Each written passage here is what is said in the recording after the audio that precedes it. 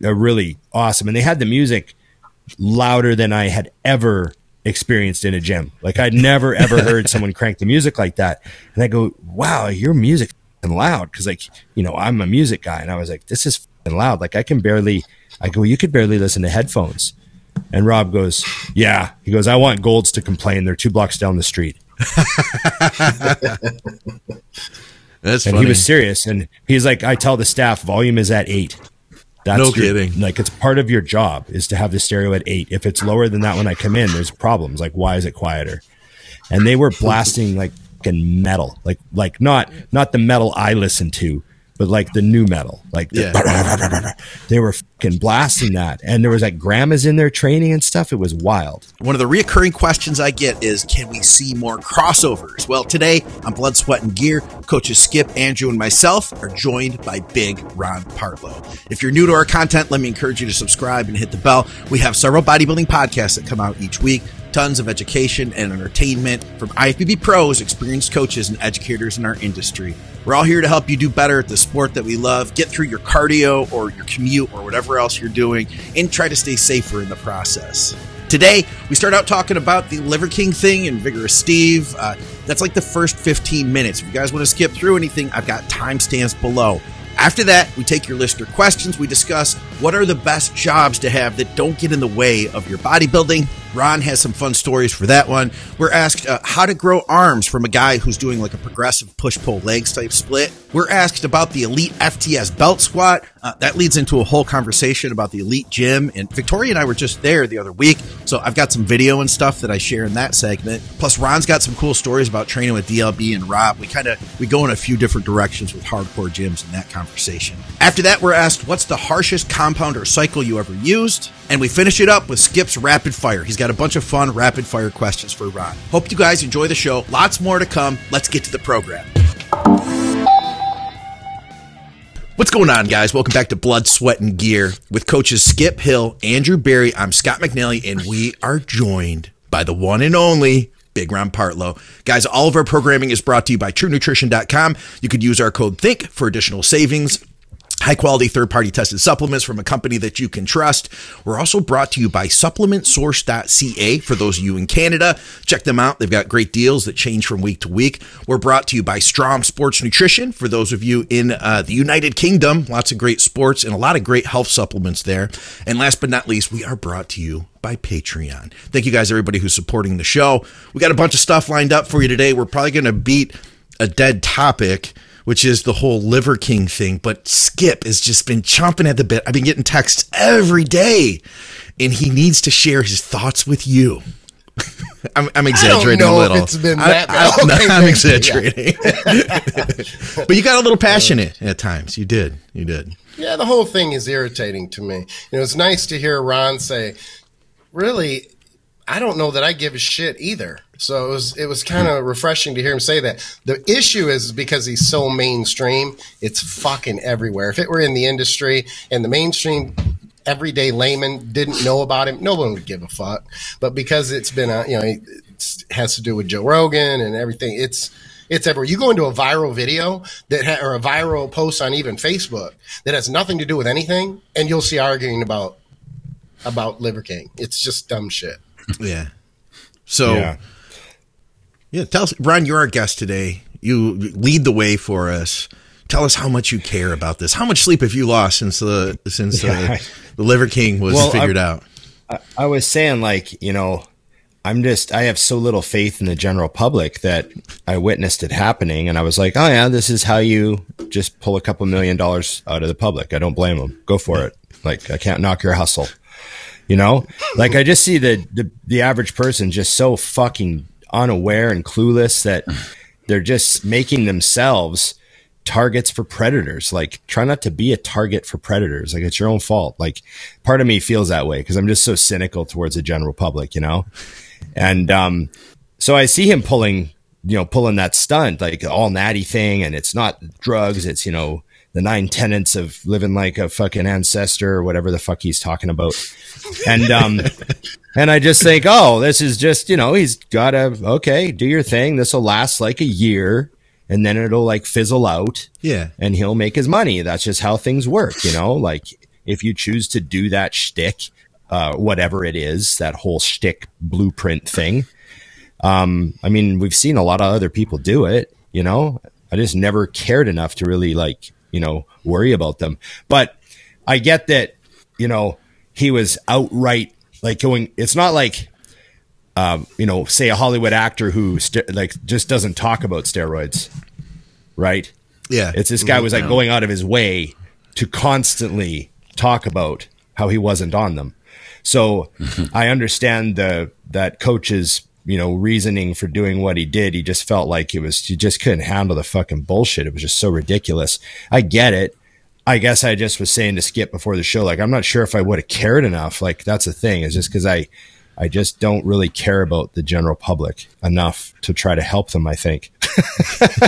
Isn't it safe to say that the targets of Liver King are essentially the same targets for Muscle Tech, Joe Weider supplements? They're all the same targets people. In the sense that they're falling for all the same bullshit. That's why when I see these arguments online, Facebook is even better because it involves the older demographic versus Instagram and TikTok, things like that. But so many people thought he was natural. Like, they bought it. They fucking believed it. And then when they find out, this is what I like so much about the industry. Can't speak for, you know, the regular people, the mainstream, but the industry is so forgiving anyway. Like, you could murder someone's family and be like, I'm sorry. And they're like, okay, you're huge. It's okay.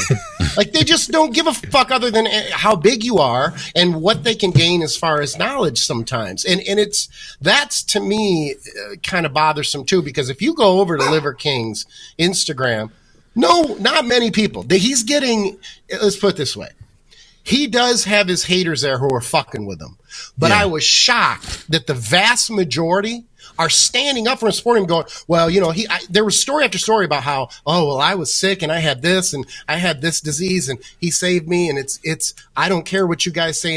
And to each their own, that's cool. But a lot of these people were defending him like they just don't give a fuck. That's a good point. I don't know. Yeah. You know, I heard someone say, oh, well, you know, let's out, while we're at it, let's out all the fake natties. And they listed like a bunch of actors. You know what I mean? The Rock, probably. Yeah. And like stuff like that. Like, let's, bullshit. You know, but none of those people are trying to, you know, they're avoiding the topic. They're not constantly bringing it up. Yeah. You know, which is kind of different. So, yeah, like I'm all about minding my own business, right? So, but I guess I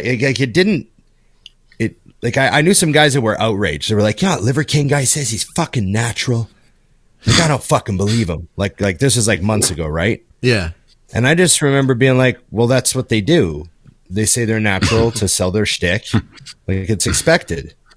I don't know. Yeah. Like, even at the time, it didn't even really faze me. I was like, yeah, this is like the 20th time I've seen this. Am I just that old? Skip? Right. You've seen it happen so many times. times. So many people do the same thing. Because I think we've just seen these charlatans come around like every 2 years, and they're a big thing in social media or the internet or wherever. And we're those of us in the know that can look at a physique and be like, yeah, he's running a bottle of growth a day. Like, that's kind of obvious, you know? Yeah.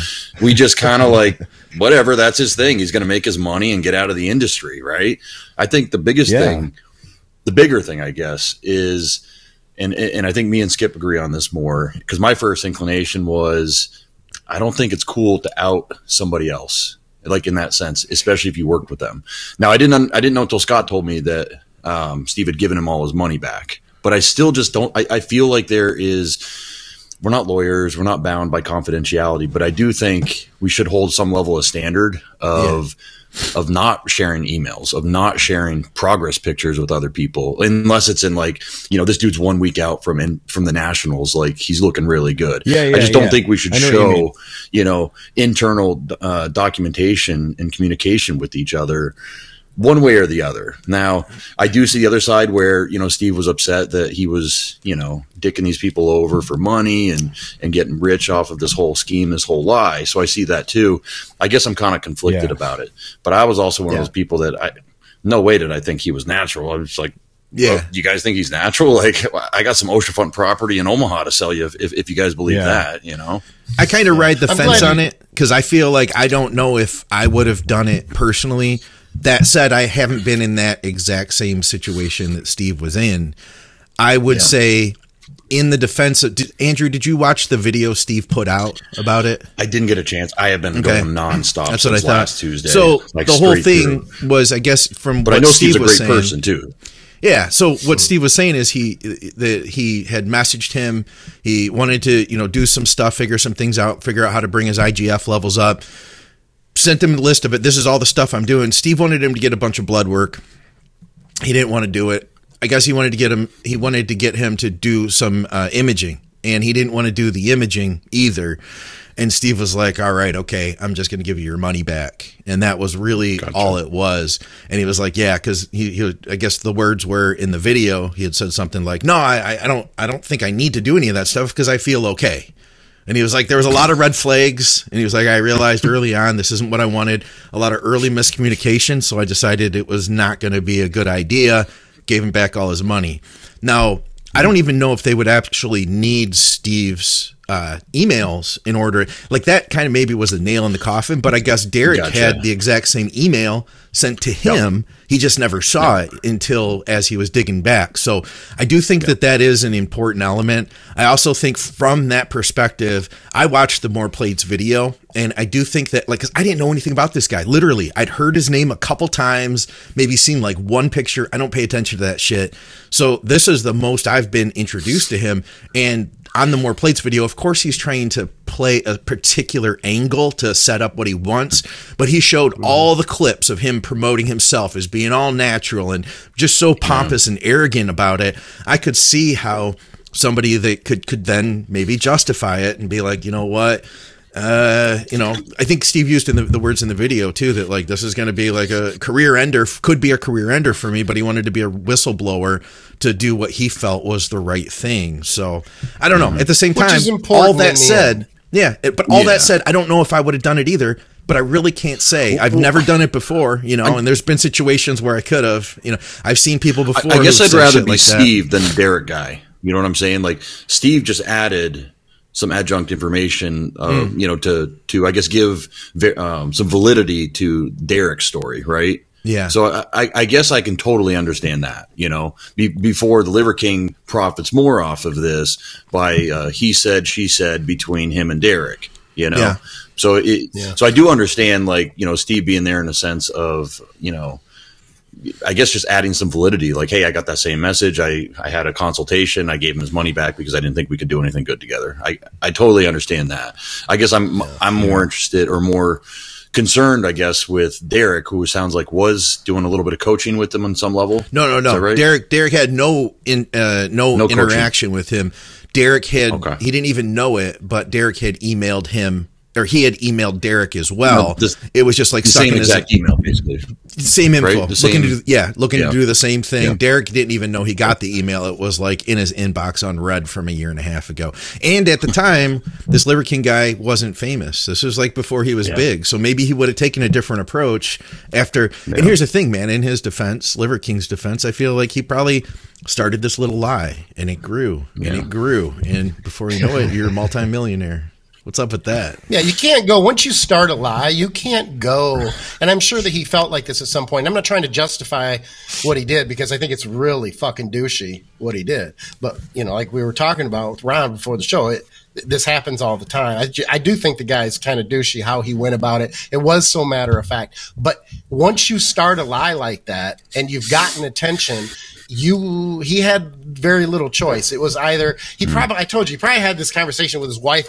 His wife was probably, and I'm guessing because I would love to be a fly on the wall. I have no idea, but she may have been there going, look, like, what the fuck? Like, you're telling all these people, well, and he's saying, I'm kind of stuck right now. So what do I do? Do I just come clean when no one has asked me? Or if the shit ever hits the fan, then I have to own it. And he probably was conflicted about it. But nonetheless, it turned into this big fucking lie. I just want to add one thing, on this topic, and then I can leave it alone. And that's when Steve said that he felt that he was complicit and he had to come out and say something. And again, I respect the fact that Steve's position is Steve's position. He did what he felt was right. I respect that. That's fine. So it doesn't even really matter if I would have done it or not done it or anybody else would have, I guess, when you think about it. But I don't feel that he would have been at all responsible, complicit, nothing. Because it's very easy to argue that there is a confidentiality and respect for the client to where the client is giving you a lot of personal information and things that whether he was famous, turned out to be famous, or wasn't famous, that I feel he could have kept to himself. I don't think he would have been held responsible by anyone. I don't think he's going to be held responsible by anyone now for saying anything. Yeah. Let me ask you guys this real quick. Do you guys have waivers with your clients? I do not. That say that like they cannot reproduce, send, share any of the document. I don't, but I should. Emails, document. Yeah, I do. And I had an attorney look it over. And, you know, while it's not ironclad, it's enough to make someone say, okay, I probably don't want to go to small claims court over this and you know, spend a couple grand if I did, you know, red flag it. So, and I was just wondering if maybe there was or wasn't, you know, something in this case, you know. Yeah. You would think a guy like Liver King who's got a lot of money, you know, that he's making a lot of money off this whole scam would have had a, you know, non-disclosure agreement, you know. Yeah. Well, maybe he didn't back then, a year and a half ago before he was anybody, you know. But let's move on because we got a bunch of stuff. And I bet by the time this comes out on Friday, by the way, happy Friday, everybody who was watching this recorded, not the live people who was watching this on Wednesday night. Hope you're having a great week. I bet you're tired of the Liver King. You're ready to move on anyway. We got a good question here. I thought this would be a great one to jump in with. Would love to hear your opinions on some ideal jobs that are your standard 9 to 5 hours that detract the least from bodybuilding. For example, no hard labor to slow recovery, 2 to 3 breaks instead of 1 to get more meals in, etc. He says he's 23 and only management experience if that removes any options. He says, love the show. Been watching you guys for over a year now. Best part is the amount of high-level coaches you have on the pods and give an array of opinions. Cool. Thanks for watching, Oscar. What do you guys think? Ron, what's the best job for a bodybuilder? Oh, fuck. I'm a terrible guy to ask. I've never really had a real job, so there's your answer, Oscar. Just kidding. Well, exactly. I worked I grew up on a farm, worked in a warehouse for a year, and then I worked at the bar. I worked at like a department store, like Macy's, but it's called Zeller's when I was in high school. So I worked at like a department store as like a stock boy, so we'd go get carts and all that stuff. You know the deal. Yeah. And then I started working in the bar when I was 18, bouncing. And I bounced for about 4 years, traveled around, and then I got behind the bar and I bartended for like Roadhouse. 11 years. Keep the change. Roadhouse. Yeah. Not quite. But I bartended for a long time. That was an awesome job, but that's just because I was in it in a good time and in a good place and made really good money, only worked 3 nights a week, lots of tips. Like it was just sweet. Looking back on it, it was great for bodybuilding. You know, I was competing every year and, you know, had lots of time to train. I'd eat, sleep, and train all day. You know, I had started my clients, you know, built that business up over the course of the 10 years last 10 years I was bartending. You know, I built up all my clients and eventually left the bar and just went full time with clients. And then but as far as regular jobs go, I mean, I worked an office job because I worked at Mutant for almost 5 years. Yeah. So I worked in an office, you know, like doing stuff on a computer, having meetings, you know, like office stuff. And like, it was great for bodybuilding. My meals were perfectly on time every single day. My days were very predictable. There was no physical labor. You know, I worked with a good crew of people. Obviously I had a bit of a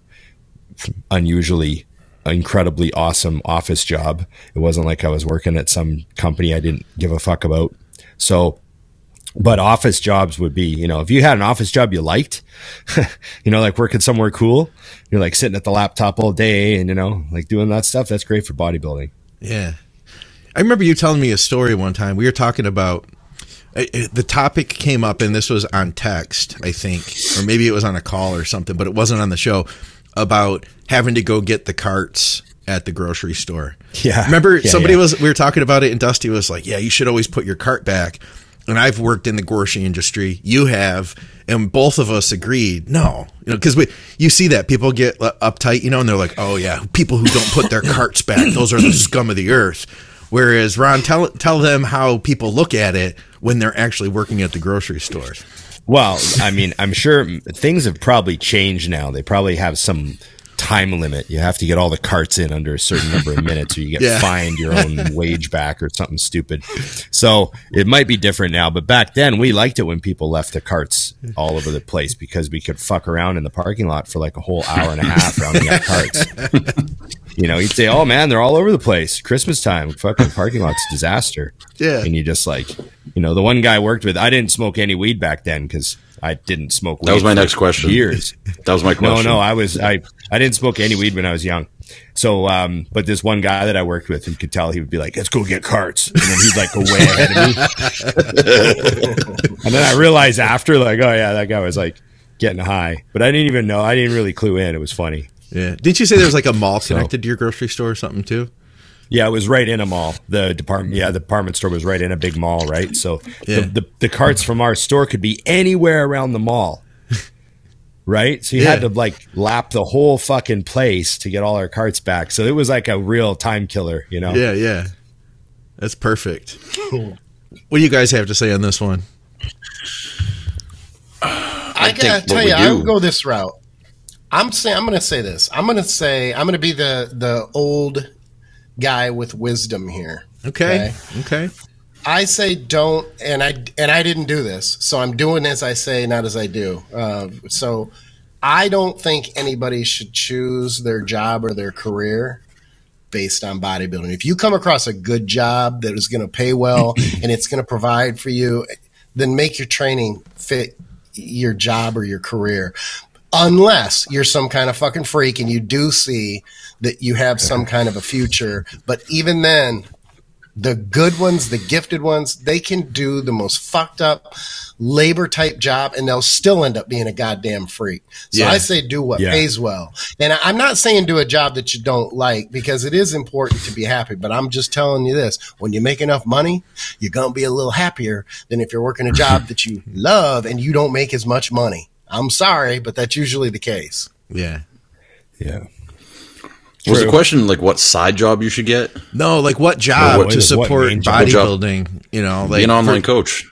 There you go. Yeah. Say, aren't all bodybuilders online coaches anyway? Why is he even asking? I don't think I've ever met a bodybuilder that doesn't coach like circa 2018 on. You know what I mean? Yeah. It's like they might have been way out of shape at the two shows that they did, but they're an online coach and they found somebody to coach. There you go. Yeah. But no, I agree with Skip though. Like, don't ever make your decision based off bodybuilding because the amount of money that. Yeah. Well, yeah, but the amount of money that like the top bodybuilders make, there's like 4 guys that make over $200K just from bodybuilding contest winnings alone. Yeah. The rest of the guys, they have to scrounge for supplement deals. They have to coach. They have to personal. They have to do something else. So I would definitely not make your decision based off bodybuilding. But I do think just after doing like all this construction this last week, like I'm really into it. Like even though it was manual labor and it was hard shit, if I could have fit meals in, it would have actually been awesome. And if I remember my weed pen, it would have been even better. So I'm just like, I think I sent you guys the video of me like doing the jackhammer and like breaking up the cement. It was very manly. Yeah, Dusty would call it man shit, Ron. You did man shit. It was absolutely man shit. Like sledgehammering stuff, knocking walls down, painting, tearing up flooring. I used I was very proud of myself. I used a hammer the other day. Really? Yeah. Nice. At the gym? If I had that feeling, I know exactly what you're talking about.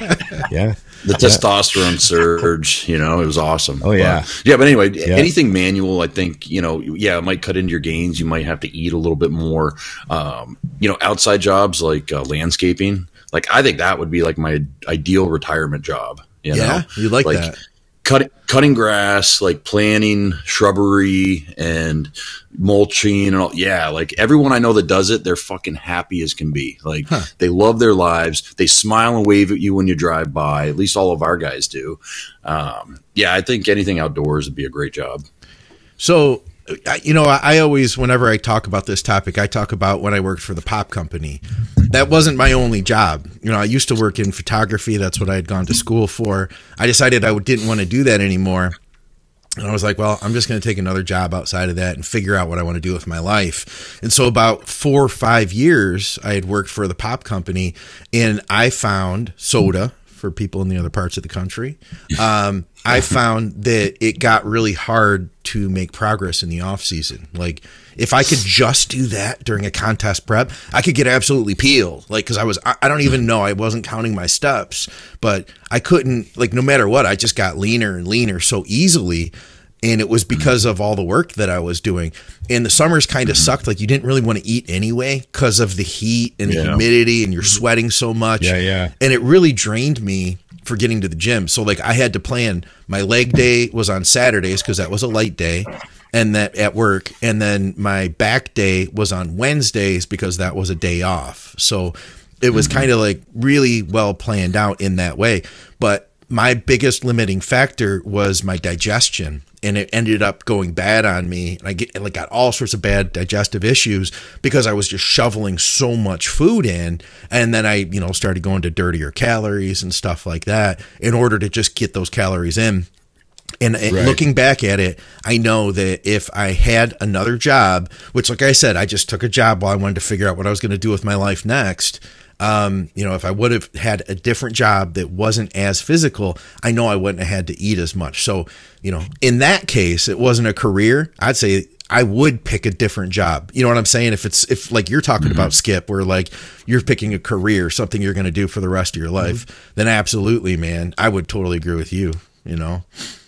Bodybuilding is bodybuilding. It's going to be there, but yeah, you're not going to be the top 4 guy unless you're already the best top job. 4 guy.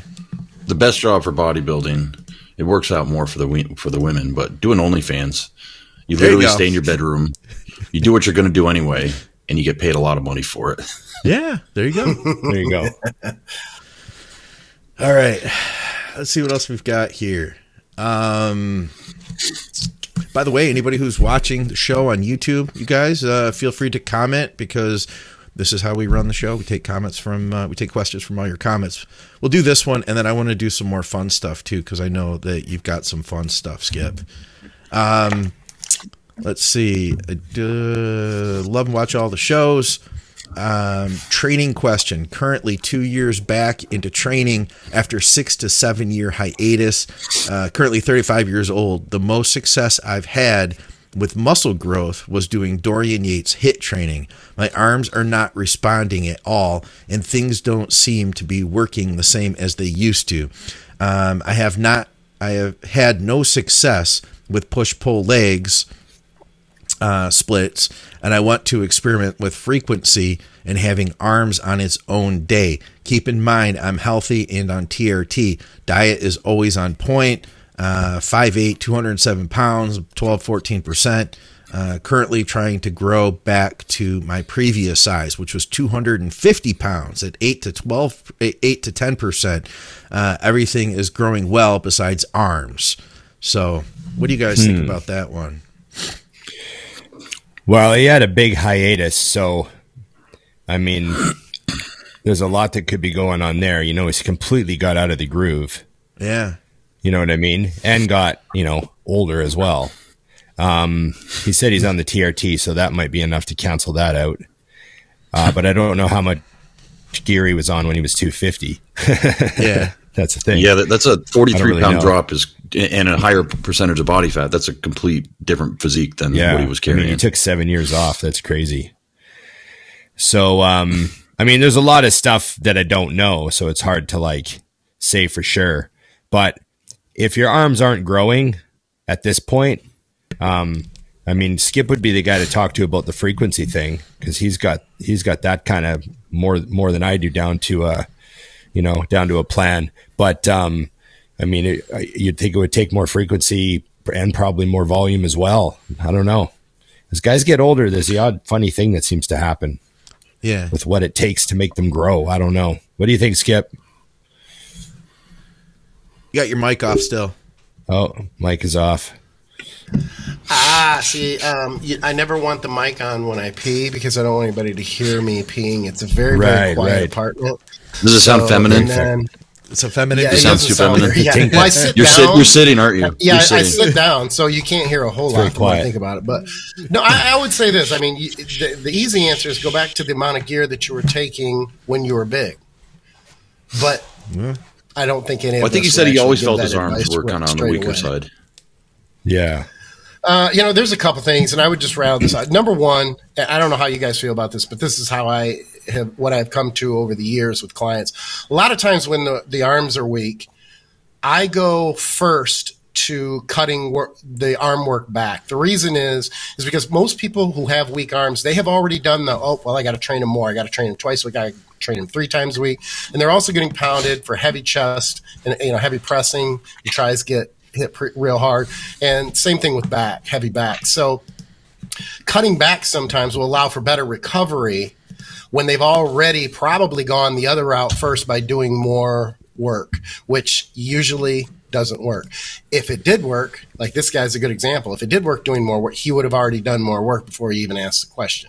So my first bit of advice would be to cut your arm training. Sometimes I'll have clients who will cut their arm training to every other week, and they can't believe that their arms are getting stronger. First, they hate it. They don't want to do it. Sometimes they don't do it, and they lie about it. But when they actually do it, I don't like to say that because it doesn't sound right.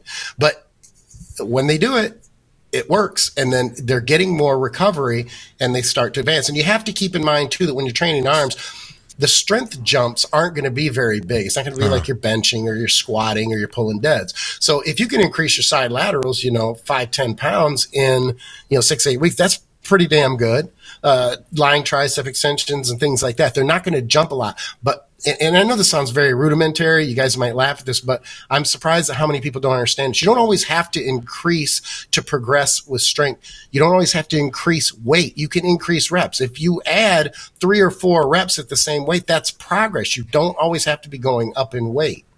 So this is off the top of my head because I only caught half of the question because I had to go to the bathroom. So anybody else can jump in at any point.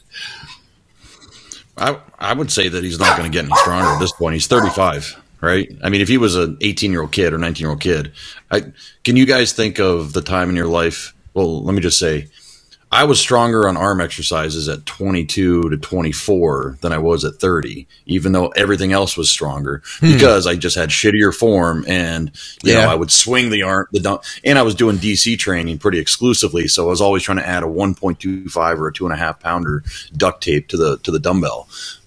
Whereas I think as I got older, I found that, staying with like a 35-pound dumbbell for curls and focusing more on how I was contracting and the movement pattern versus get that extra rep at all costs, So, I'm going to go a little different direction than Skip here. I would actually have a dedicated arm day and I would put it first in the week and I would do like arms, legs, push, pull, and then repeat that cycle, fitting in as many rest days as you possibly needed. Because he said he was doing a Dorian Yates high intensity split for the majority of his training career already, and that's when he got the most gains. So that's why I'm thinking a dedicated arm day, basically doing the opposite of the Dorian Yates, trying to get 1 more rep, trying to get 5 more pounds, sticking with more of a pump volume, just trying to blow the shit out of them, and I think that might be more effective for him because it sounds like he hasn't done a dedicated arm day in his past. I like the sounds of that. I think that sounds good. Too, we forget how much we really can get on here's what I found is people who want to do push-pull legs then also want to do a lot of extra arm stuff. They'll be like, well, I can do, let me put it this way. If you're doing a higher frequency plan, I do feel like you are getting a lot of arm training in there. And then if you had an additional arm day on top of it, that would be super high volume. How long would you, let me ask you guys this, how long would you try something like that for before you decided, yeah, this is working, I'm going to keep doing it, or no, it's not? 6 weeks, maybe. Your mic's off, Ron.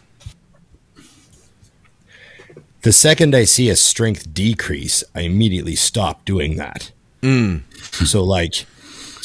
if I even did it for, almost a week and my strength was like lower on something, or I felt weaker, I'd be like, oh, well, this isn't like, that doesn't come around. I don't think like, 1 week's I've long never enough seen, though, because what if you had like a virus or you had like something else that's that like was affecting yeah. you? So I think like you need like So, at least a 3-week period, if you know what I mean, to I'd catch even a pattern. I'd even say 2 weeks. You might be able to get a good pattern off. Yeah, you might be able to get a good trend there. You know what I mean? Yeah. But then, you get tendonitis on week 4. Yeah. So that's the other thing. Exactly. It's like as soon as something like that starts, you gotta like terminate your little experiment. Yeah. I knew a guy that was like, I'm going to train calves every day. And then it was like day 11. And he's like, my fucking Achilles tendon hurts. And I'm like, I wonder why. Why? I don't understand. You don't finish the month. Like, I wouldn't finish the month, dude. Like, you're getting tendonitis in your Achilles. I'd stop what you're doing, So try to figure it out. Maybe you just need massage or something. I don't know. But, that sort of thing. Ooh, we got an equipment question. I will throw this one in here.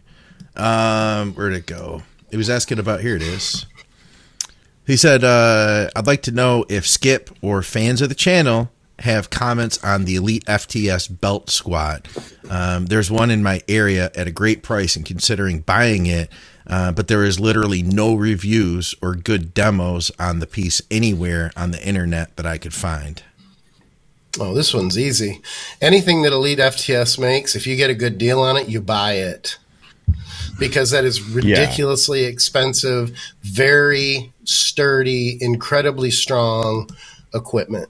It's not like a Weider bench where the handles that, like the uprights, hold the bar where you're going to put your hands. It's actually well thought out, and it is mechanically correct. Even something as simple as their sissy squat piece of equipment, I guess I should say. And I know we all think of sissy squat as the old school one, but I'm talking about the one with the pad behind the calf. Adjustable foam roller, things like that. The height, you could literally put someone on that who's 350 pounds and has 350 pounds on their back and it wouldn't move. So as far as whether that piece is good, I mean, I haven't used an Elite FTS belt squat specifically, but I'd be shocked if it wasn't good. And that thing will outlive you. Yeah. You remember the videos of Meadows doing it with Missy? Yeah, on his YouTube where he's going to and you can do. They have a setup where you can do rack deadlifts while also having the hip attachment doing belt squats. So you could work at a couple different angles at the same time. Yeah, do you guys prefer the cable or do you prefer the lever? I prefer the lever, but that's because I find some companies that make the cable one, I don't like the feel of it. So I remember using one at. It was like the Elite FTS style. It was like one of these big box ones, one of that style. I remember using one of those at Old School Iron in Cleveland, and it was like smooth as silk. Like it was fucking great. And then I remember using I think Rogue made the Rhino. I remember trying the Rogue Rhino and not liking it at all. The cable felt like a cable. I just didn't like it. It was like jinky. Yeah. But Elite FTS makes awesome stuff. Like it's world-class powerlifters making world-class powerlifting equipment for guys to squat 1,000+ pounds on. Yeah. So you're never going to outlift that machine ever. No kidding, right? It's arguably overkill. But if you have a bar that's going to hold 1,200 pounds, not many of us are going to get 1,200, but at least you feel comfortable knowing, okay, it's going to hold my weight without any problem. Yeah. It's definitely, overbuilt. I mean, it's got to be, So it's like when we were deciding what, the fan bikes, like assault style bikes. Yeah. I was like, I wanted to get a couple of those for the gym, and I happened to be at Mark Bell's gym, and he had the Rogue Echo bikes. Yeah. And we actually used them. And I said, "Oh, how are these?" And he's like, "Oh, well, I mean, we got a bunch of 1,000-pound squatters in here that sprint on them, so I guess they're good." And I was like, "Oh, sold. That's what I'm buying." So I just went and bought 2 of those because I thought if they survive that gym, they'll be fine in our gym. You know what I mean? Mm-hmm. So you're never going to out bike sprint the 1,000-pound squatters. So Just keep in mind, though, the powerlifters only do about 3.5 minutes worth of cardio a month. So Yeah. there's that. Yeah, but it's real hard.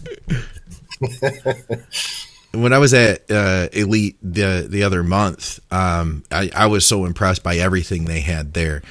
And I remember there was a few guys that were working on their bench. This guy had like 6, 7, 8 plates. I can't remember what it was. And everybody's around him. You know, there's somebody on each side. You know, the guy who's spotting him, and Dave Tate's standing there watching him, and 3 other guys have their cameras out and stuff, and they're all getting ready to cheer him on. And he wasn't happy. He like missed that first one. He was like, "Oh, let me try that again," and then just pushed it up. Literally, like what I thought was going to be like the heaviest thing in his life. He was like, "Oh no, let me try that again," and then just does it the second time. I'm like, "Holy shit!" You know? Fuck. Yeah. Yeah. I trained at the I think it was the 4th place that Dave Tate had Elite, which was like the kind of classic old one that him and Meadows were training at a lot. Okay. And because he had like a few, he called it like number 4 S4. or something like that. Yeah, He was S4, yeah, with all the S4, S5. S4, yeah, S4, yeah. Now he's in the 5th one. But I was at that old one with all those pictures up on the wall. And the pictures were super high up on the wall. And I go, "How do you get them up there?" And he goes, "Oh, we take one pole and we stick them up there, and then we take." They had a big long pole with a stapler taped to the end of it. Holy shit! And they'd like just whack it. They just whack, whack, and they just kind of whack the picture with the stapler, and that's how it gets held That's up pretty there. cool. I think they still Yeah, it's have funny. those, but it's like it's a mural now. It's all like one digital mural that goes across. It looks really cool. Right. Yeah. He said he was going to do something to try to move it in a way. Yeah. So yeah, they did something. What's the coolest gym that you've been to, Ron, through all your Mutant on missions? Oh, there's just been completely spoiled. Yeah, like give You know, I us a still top think- couple. Well, you know what? One of the coolest gyms, just because it was just set up in such a ridiculous way, was when Rob and Dana had the public warehouse that they opened in Reading, Pennsylvania. Yeah. Because I went to their, like, you know, they had that private gym in their warehouse when they were like sleeping on the floor and stuff back in the old days. Yeah. And I went to that gym and trained there with Dana. And that was a fun time because that was like, you know, their private little gym. But then I went back and I went to like the public warehouse that they had opened. And it was awesome. It was awesome. It was like one of the first gyms I saw that was painted black. It's one of the reasons why we painted West Coast Iron black, was because I remember seeing that and being like, this is really cool. Because then anything that's colorful just pops out, right? Oh, yeah. Like if you have one red machine, it just pops out because the walls are black, you know, like it just looked cool. And the machines didn't match because they were all the best stuff Rob could find. Like he clearly called up his best buddy, equipment man, and just said, "Get me a Nebula leg press and a Nebula hack, and I want the best of this and all the coolest flex pieces you can find and all the best Prime stuff." And Prime was new at the time, so everyone was like freaking out about the Prime, you know, because they took over Strive and everything. Yeah. So he had like all the coolest stuff in there. It was just, you know, and then he had those Watson dumbbells. He's the first guy I saw that had those chrome Watson dumbbells all the way up to 200 and and just all that cool shit. And then they had this, it used to be a grocery store. So there was this downstairs area that used to be the meat locker. And it was this giant cement room, and they turned that into like a dungeon. And they had some racks down there, and you could hook your iPod up and just blast some music. And, you know, we went down there and like did some sets down there, and Dana would go down there and do deadlift things for her videos and stuff, and members could just wander down there and train. It was like your own private dungeon. You could go down there and do whatever you wanted. And it was just a really awesome, and they had the music louder than I had ever experienced in a gym. Like I'd never ever heard someone crank the music like that.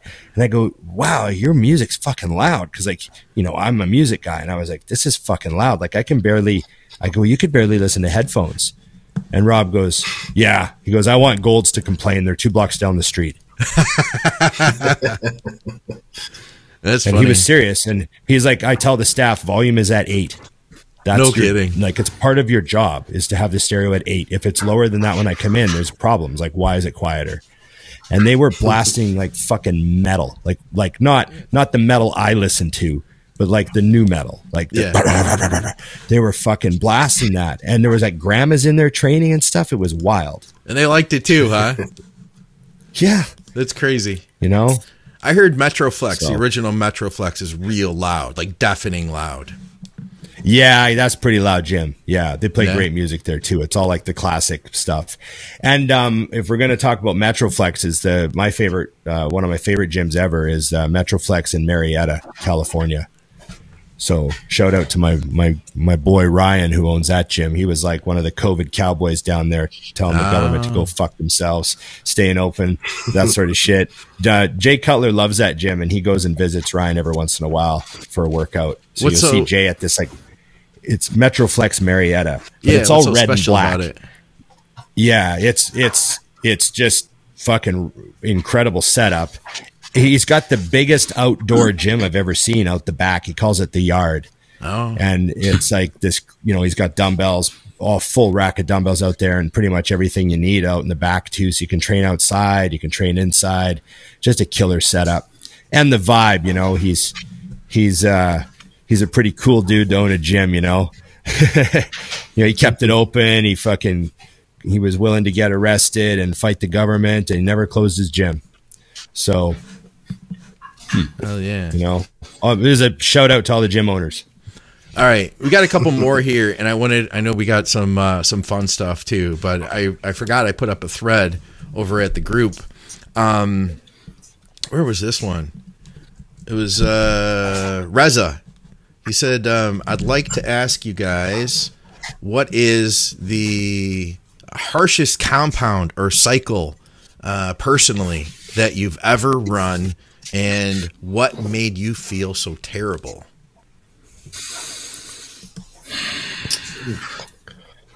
I don't know. I don't do well with hex. Yeah, I don't know about you guys. You don't do as well with what? Tolerate it for shit.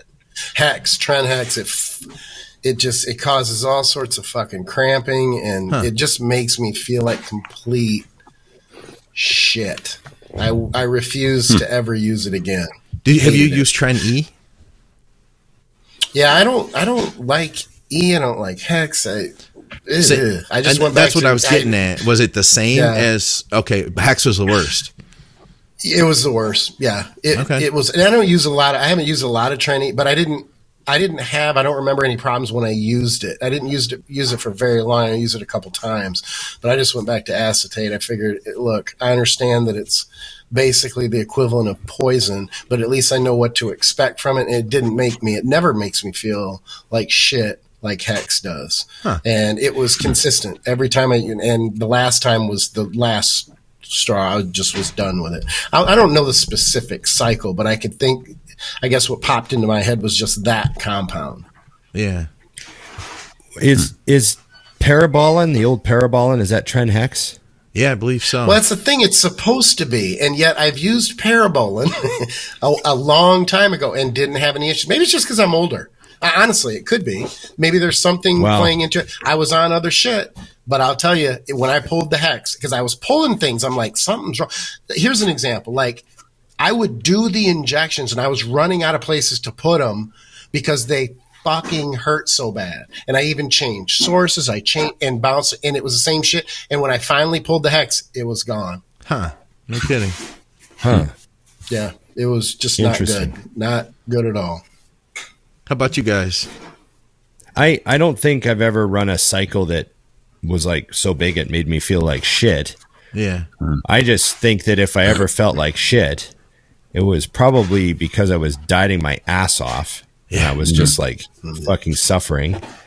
Or I was like 320 plus and I was like, oh God, I don't want to eat another meal. Oh God. Like, so I never really thought that like I took big enough cycles to make me feel sick or anything like that.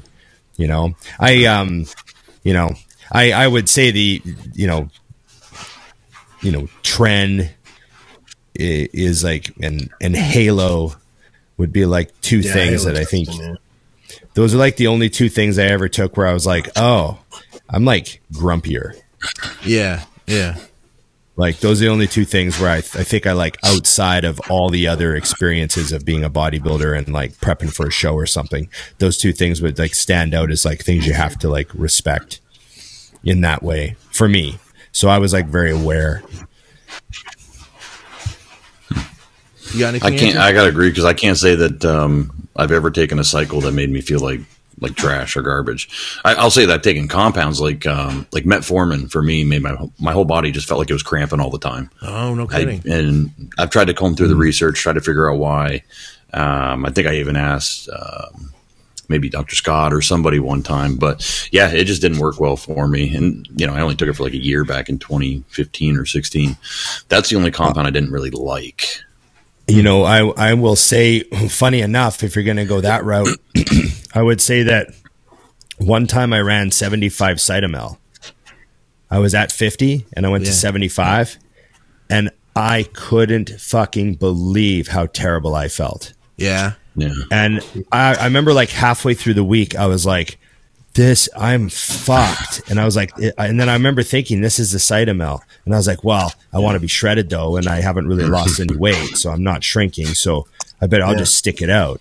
Yeah. But then by the end of the week, I remember my performance in the gym took like a tank, like 2 workouts. I was like, oh fuck. And I had to bump my food up and back off the Cytomel to try to course correct. But I remember that making me feel fucking terrible. Yeah. How about this? Ron, you go back, you go back longer, I think, than Scott and Andrew. You're not as old as I am, but, you're closer, I guess. Do you remember, because it just made me think of this, and it didn't even enter into my brain when we were talking about it, but what about Cytodrin? I remember using Cytodrin and feeling literally like after prejudging, I was sitting at the diner looking at the floor, and they're like, what are you looking at? And I'm like, I just want to lie down on the floor. Like, it made me feel like I had cement blocks on my feet. I was dreading the walk back to the car. I was so fucking exhausted and beat down from specifically the Cytodrin that I said I would never use. And this is a while ago, long time ago. 3, 4, 5 in there somewhere, I think. So, but that wiped me out too, and I didn't think about it until you just were talking about the Cytomel. I've heard that, and the funny thing is I had a friend who actually gave me like 10 days worth of Cytodrin, and because I knew a guy who won a show, and he won this show, and he was just fucking ridiculously shredded. He out conditioned the entire show. It was so he won that.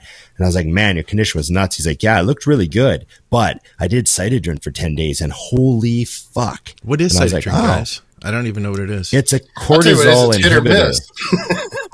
Yeah, is it a cortisol blocker or an inhibitor? Yeah, they use it to treat tumors in the adrenal glands. Okay. It's actually like one of the last compound they prescribe for humans. There's other compounds they would much rather prescribe, and in some cases they'll just remove the adrenals and add some level of cortisol back in, versus because of so many people having side effects from this drug. No kidding. Yeah, but I never used it. Shit. I remember him telling me how terrible he felt, and I was like, yeah. It's hit or miss. It could work really well, and then it could take good and take you when you look at and take you to shit. No and kidding. There was no coming back from it. Yeah, there was no coming back. Yeah. Once you turn, it was done. And anything that inhibits aldosterone or suppresses aldosterone, you can get extremely sodium depleted and flat, super crazy flat. So maybe that's part of what's happening if you just feel like you just go to complete My shit. condition was pretty good. I was pretty happy with the condition. But I remember thinking to myself that the cost to benefit, like, if I have to feel like this, like, fuck this. There's got to be a better way to do this. And it's just one of those – it's just one of those things, too, where the protocol to do it was the timing was very tricky because the body would adapt to it very quick. I don't want to make this a Cytodrin topic, I guess, but it would adapt very quick. So it was like a build-up, and it would be like, 1 day on, 1 day off, 2 days on, 2 days off. There was, and this is off the top of my head, I can't remember, but it went on for about 2.5 weeks, and it had to be peaked, and it had to be right for it to work. And I remember I had a client at Junior Nationals, and I tried like hell to talk to Phil Viz. I talked him out of using it for North Americans, and that ended up being his best condition. And I mean, I was on the phone with him going, "Don't fucking take it," and he was, of course, like, "I'm fucking taking it." Of like, course he was. Take it. And when we got off the phone, he was set that he was going to take it. But then I saw that he had done so well, and I think he took third at North Americans that year. I think it's the highest that he's gone.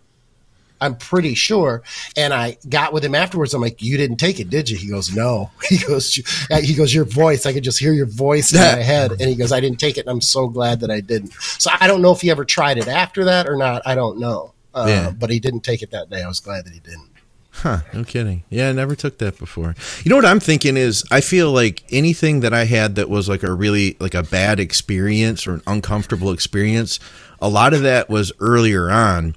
Because I feel like as I moved on later, number one, I feel like I didn't get as many side effects as I did early on. Like the first time I ran Trend was a lot more intense. Like I remembered a lot more insomnia than years later. But also I feel like I'd always, like, you get to a point where you can see that stuff coming. And, you know, it's like, maybe you don't see it coming early on and you just keep taking it, keep taking the Trend at that dose, and then you start getting the insomnia, and then you're just like, well, I'm just going to push through this because I want to look the best I can. But later in life, I'm like, well, why don't I just take a little less Trend? You know what I'm saying? Back the dose down. Yeah, crazy talk. I know. There's that. A little less.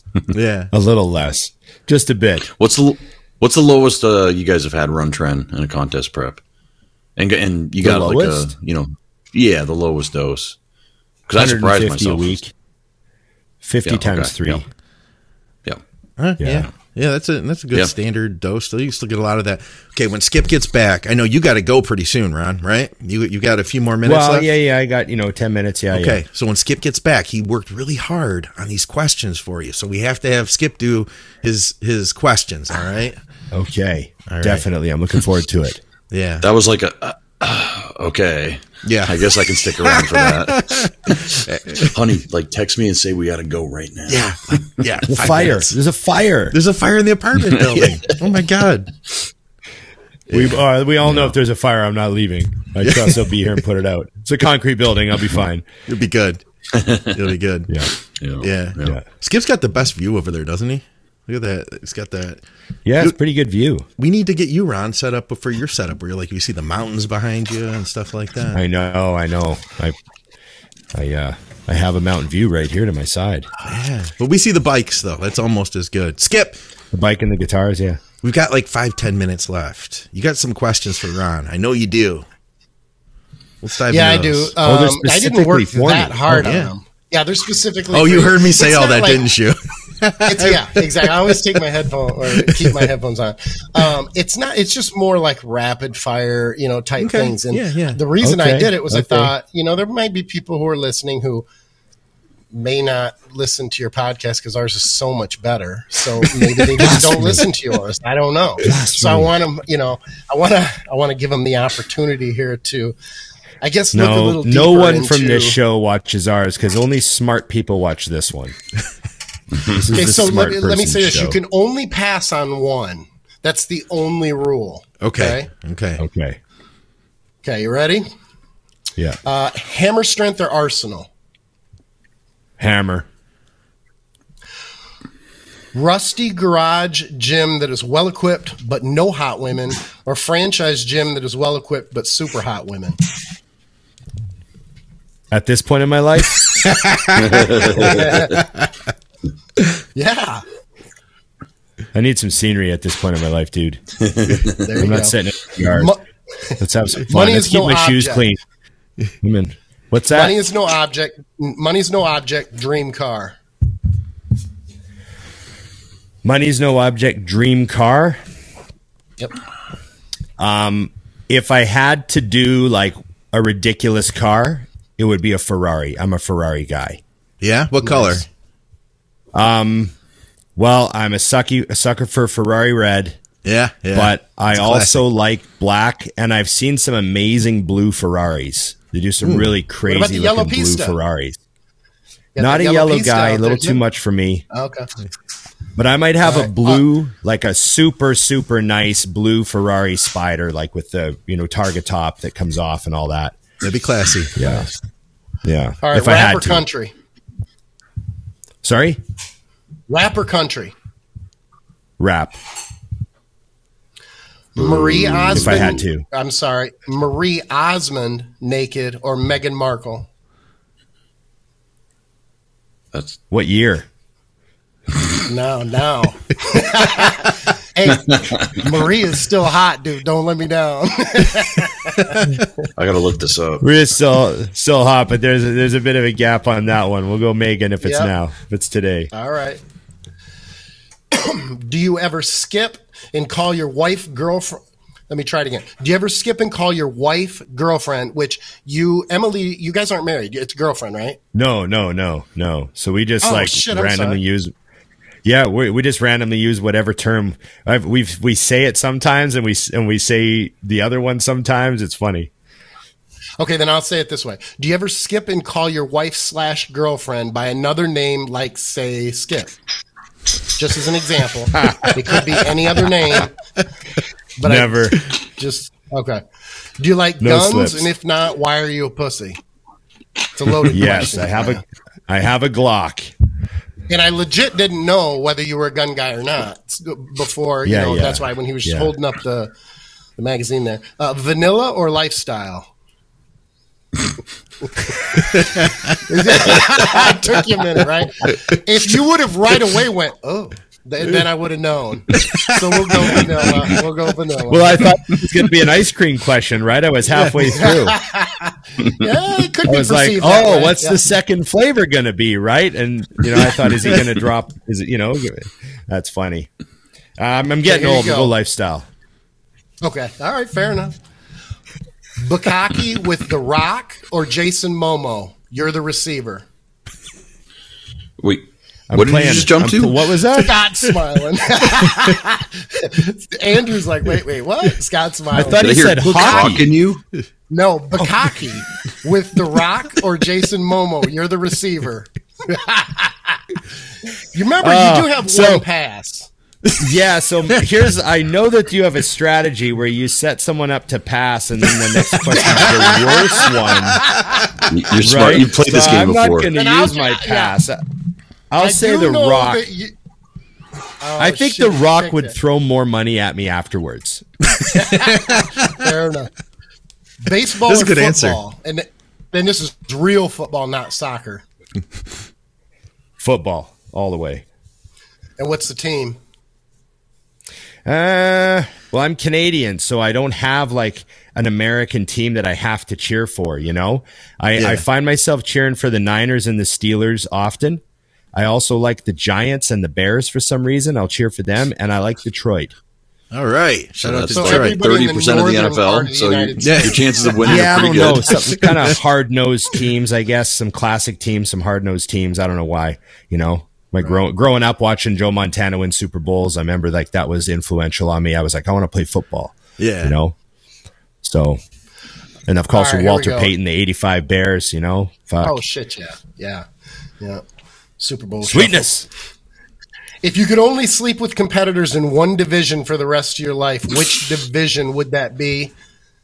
And you can say men's physique if that's an option.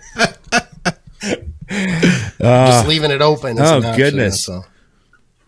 Are they dieted all the time, or do I get some off season in there too? You can make up the rules. It's your life. You got to sleep with them. You make the rules.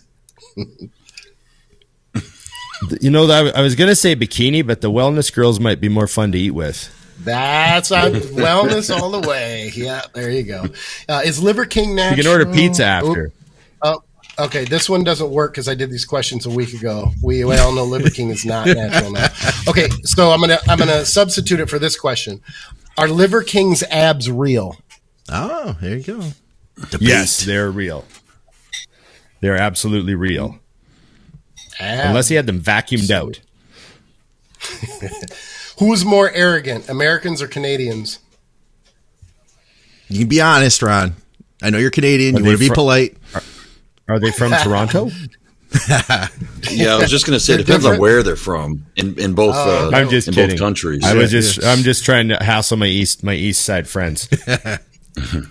Well, I mean, I would, you know, Americans are famous for their bravado. Let's say that. Yes, we are. And Canadians are famous for saying sorry too often and letting other people cut in front of them in line. So there we go. Okay, next one. If Canada did not border the United States, ballpark me the year that Russia would have likely invaded. Just a ballpark date or ballpark year. That one was just me being a dick. I would have in the 70s at some point for sure. That was just me being an arrogant American. Best burger you ever had? Best burger I ever had. Yep.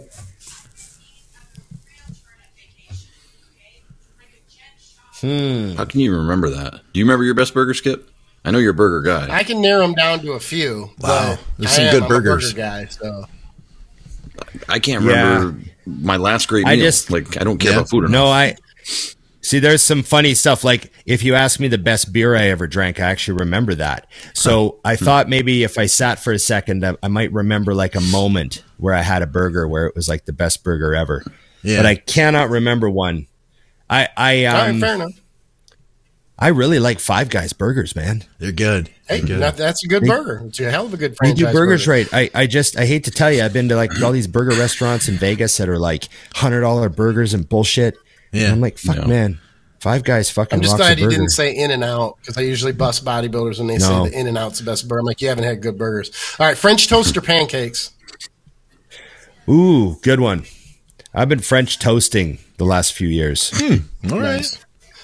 If your wife or girlfriend or both showed you pictures of her sleeping with Justin Timberlake, would you yell at her or high five her? What year? Pick one. I'd just say, hey, I'm glad you had your freebie. And lucky for me, my freebie trains at the gym. You're trying to impress me as usual. What drink do you order? If I'm trying to impress you? Yeah. What drink do you order?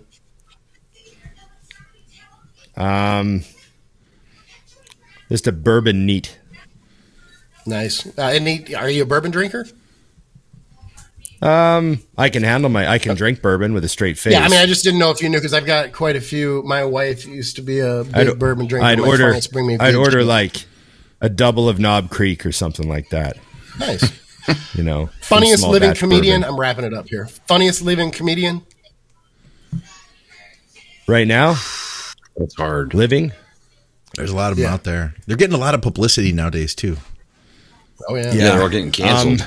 Yeah, that and for that being too. Funny. For being funny. So, of all things. Right now, I think that the two funniest guys that are consistently good, I think, are Dave Chappelle. And I mean, he might be the king. Dave Chappelle and Bill Burr. That's what I was going to do. Okay, fair enough. Yep. Good. I like that. Yeah, I think Dave Chappelle's next level, but that's just me. We're not asking me. We're asking you. All right, we got three real quick to finish it. Soliloquize or talking out loud? Talking out loud. Where are these coming from? Andrews. Where the fuck are these coming from? I'm just saying, if you were to explain, would you say soliloquize or talking out loud? That's funny. Apoplectic or really, really upset? I would never use the word apoplectic. I don't think I know anybody who ever has. Like anybody. I think Skip has. Last one. Maybe Skip. Yeah. Ineffable, or you just can't find the words to explain it. And now I'm just being smart. I wouldn't use ineffable either. They all three mean the same damn thing. What I'm saying is, or what I was asking was whether you push your vocabulary and you kind of lean towards having vocabulary. If you're like, nah, fuck it, I just really upset. I have a pretty good vocabulary, but those three words would be like too much for me. I'd think I was trying to You know what I mean? The listeners would think you were trying to class it up. Yeah, the listeners would think you were trying to class it up too much. Yeah. I got a word for you, Skip, but I can't say it on air because like it kind of sounds like something you shouldn't say. That like Rachel and me were playing a game one time of like going to a restaurant where she's like, you need to use this word in a sentence to the waitress or the waiter, whoever. And like it got to the point where I was like, can I?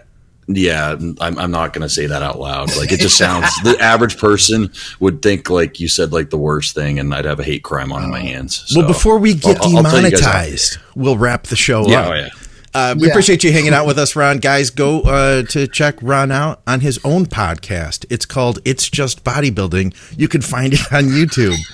Also, check out teamskip.com. Go to, you know what we should say?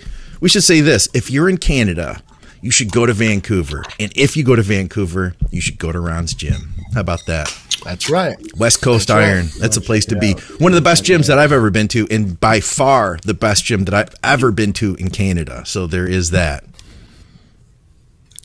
Got to come back. It's changed a lot. Yeah, I look forward to seeing that. I'm sure it's been evolving. Anytime. Of course, guys, go check out our sponsors, TrueNutrition.com, SupplementSource.ca, STROM Sports Nutrition, and of course, you, our people at Patreon. Thank you for hanging out with us. Go to bodyberry.com. You can reach out to Andrew for coaching there. As I mentioned, teamskip.com. Hit Skip up over there. McNallydiets at gmail.com. You can hit me up. If people wanted to reach out to you for coaching, I know that we always promote your Instagram, Ron. Is that the best place to hit you up for that kind of thing?